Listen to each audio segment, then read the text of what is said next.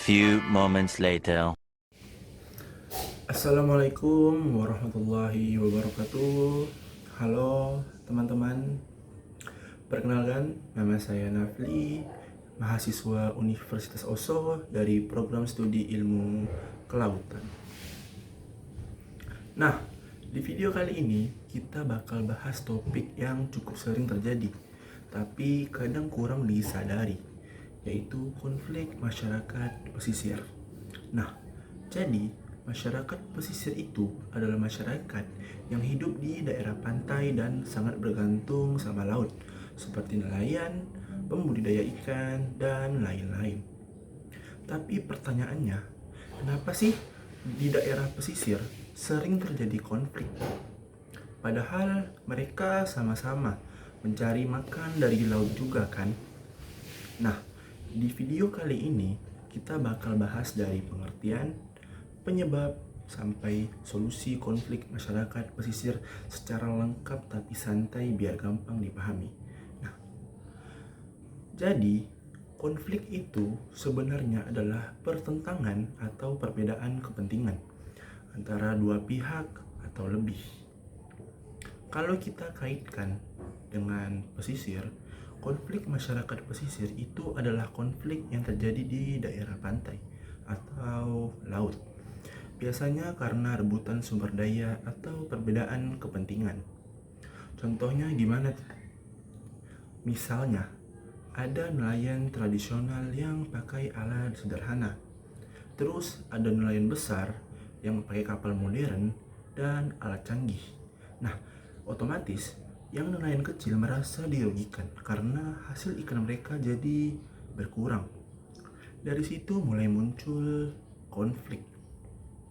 Jadi intinya, konflik itu muncul karena ada pihak yang merasa dirugikan. Nah, di sini ada beberapa jenis konflik di masyarakat.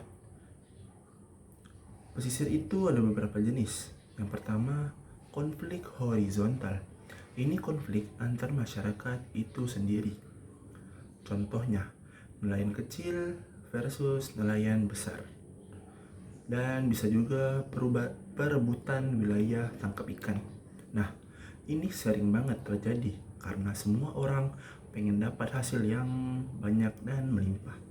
Yang kedua, konflik vertikal. Kalau ini konflik antara masyarakat dengan pihak yang punya kekuasaan. Contohnya, nelayan versus perusahaan tambang. Terus ada juga masyarakat versus pemerintah. Biasanya karena kebijakan yang dianggap tidak adil. Terus ada juga penyebab konflik. Nah, sekarang kita masuk ke bagian penting, yaitu kenapa konflik ini bisa terjadi. Yang pertama, sumber daya yang terbatas. Ikan di laut itu tidak selalu banyak. Kalau terlalu banyak yang nangkap, ya otomatis pasti berkurang dong. Akhirnya orang jadi pada rebutan. Terus yang kedua, yaitu overfishing. Penangkapan ikan secara berlebihan. Nah, ini juga masalah besar. Kalau ikan ditangkap secara terus-menerus tanpa dikontrol, lama-lama ya akan habis. Akhirnya nelayan saling menyalahkan satu sama lainnya. Terus yang ketiga, yaitu perbedaan kepentingan ekonomi. Contohnya, nelayan kecil yang ingin bertahan hidup, sedangkan perusahaan besar ingin keuntungan yang besar. Nah, di sini sering terjadi benturan.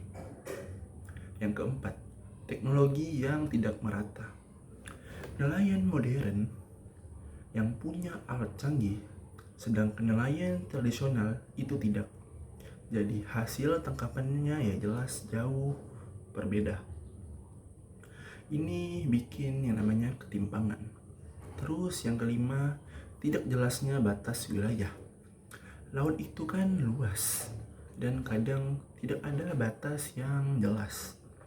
Otomatis nelayan dari daerah lain bisa masuk kapan aja. Nah, ini sering menjadi pemicu konflik. Terus yang keenam, kebijakan yang kurang tepat. Kadang kebijakan pemerintah tidak sesuai dengan kondisi yang ada di lapangan. Akhirnya masyarakat merasa tidak didengar. Terus ada beberapa dampak dari konflik tersebut.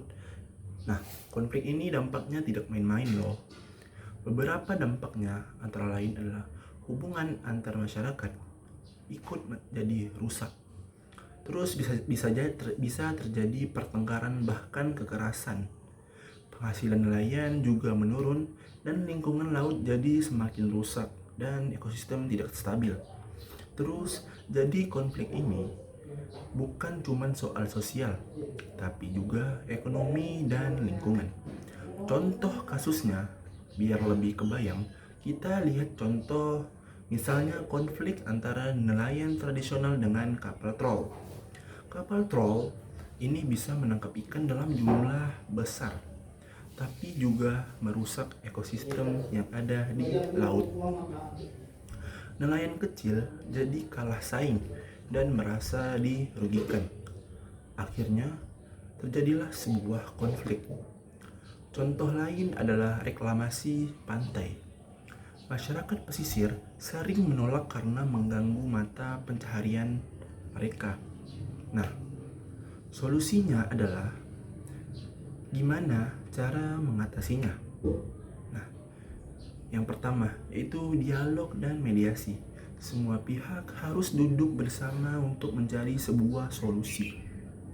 Yang kedua, penegakan hukum. Aturan harus ditegakkan dengan tegas. Yang ketiga, zonasi wilayah laut. Biar jelas mana wilayah tangkap masing-masing. Yang keempat, edukasi masyarakat. Supaya masyarakat lebih sadar pentingnya menjaga lingkungan. Yang kelima, pengelolaan berkelanjutan. Menggunakan sumber daya tanpa merusaknya. Nah, jadi konflik masyarakat pesisir itu terjadi karena banyak faktor, mulai dari sumber daya yang terbatas sampai perbedaan kepentingan.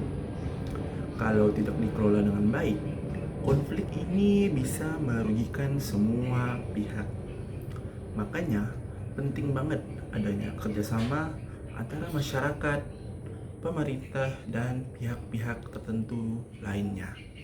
Karena pada akhirnya tujuan kita sama, yaitu menjaga laut tetap lestari dan kehidupan masyarakat tetap sejahtera. Oke, sekian pembahasan dari konflik masyarakat pesisir dari saya, Nafli. Selebihnya mohon maaf. Semoga apa yang saya sampaikan menjadi ilmu yang bermanfaat. Bila ada salah kata, mohon dimaafkan. Kurang lebihnya mohon maaf. Saya Nafli, pamit undur diri. Wassalamualaikum warahmatullahi wabarakatuh. Oke guys, see you next time. Terima kasih sudah menonton. Bye.